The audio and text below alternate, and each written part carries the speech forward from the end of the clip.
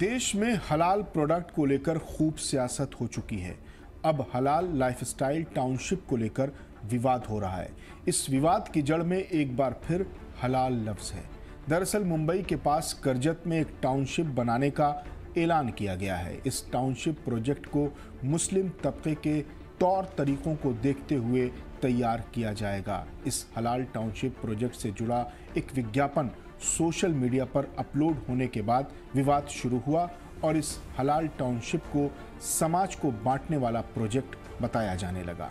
इस हलाल lifestyle township project को लेकर दी गई एक शिकायत पर नेशनल ह्यूमन राइट्स कमीशन ने नोटिस लिया है। कमीशन ने इसे ह्यूमन राइट की खिलाफ वर्जी मानते हुए महाराष्ट्र सरकार के चीफ सेक्रेटरी को नोटिस जारी किया है। नोटिस में 2 हफ्तों के भीतर जवाब देने और ये साफ करने के लिए कहा गया है कि रेरा ने किन प्रोविजन के तहत इस तरह की परमिशन या लाइसेंस जारी किया। अब मुसलमान ये कह रहे हैं कि समाज तो पहले से ही बटा हुआ है। मुसलमानों का इल्ज़ाम है कि बड़े शहरों की सोसाइटीज़ में उन्हें मुस्लिम होने की वजह से मकान किराए पर नहीं मिलता, तो मुसलमान क्या करें।